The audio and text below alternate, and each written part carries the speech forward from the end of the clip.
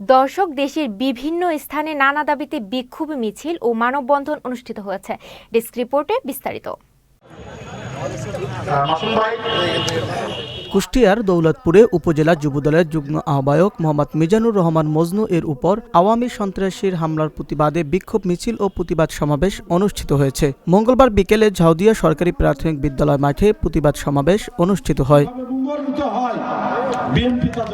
কুষ্টিয়ার ৫ রাস্তার মোড়ে আল্লাহর ৯৯ নামসহ পবিত্র কোরআনের স্তম্ভ নির্মাণ করার দাবিতে মানববন্ধন অনুষ্ঠিত হয়েছে। বুধবার সকালে মানববন্ধন অনুষ্ঠিত হয়। নারায়ণগঞ্জের রূপগঞ্জে শাওঘাট এলাকার বিসমিল্লাহ পাইকারি কাঁচামাল আড়তে ক্যাসিনো সম্রাট সেলিম প্রধান কর্তৃক সন্ত্রাসীদের চাঁদাবাজি, জুলুম ও নির্যাতন থেকে রক্ষা পেতে সংবাদ সম্মেলন করেছে আড়তের ব্যবসায়ীরা।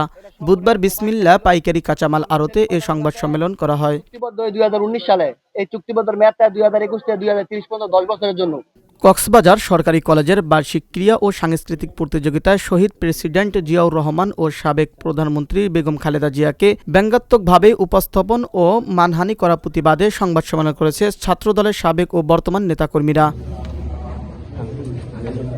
শেরপুরের শ্রীবর্দীতে কমান্ডার মতিউর রহমান একাডেমির পরিচালক মোহাম্মদ মোস্তাফিজুর রহমান ও এসএসসি পরীক্ষার্থী শয়ন আল হাসান সাকিরের উপর হামলার প্রতিবাদে হামলাকারীদের বিচারের দাবিতে মানববন্ধন অনুষ্ঠিত হয়েছে। নরসিংদীর মাধবদীতে কাঠালিয়া ইউনিয়নের নয়াকান্দি গ্রামে জোরপূর্বক জমি দখল ও খুন করার হুমকির প্রতিবাদে সংবাদ সম্মেলন করেছে ভুক্তভোগী পরিবার। বুধবার দুপুরে এ সংবাদ সম্মেলনে লিখিত বক্তব্য পাঠ করেন ভুক্তভোগী সাইফুল ইসলাম।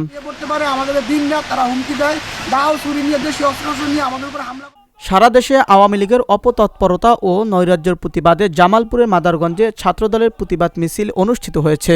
বুধবার বিকেলে উপজেলা ও পৌর ছাত্রদলের আয়োজনে উপজেলা চত্বরে এ প্রতিবাদ মিছিল অনুষ্ঠিত হয়। Abu Nemsha, channel S news desk.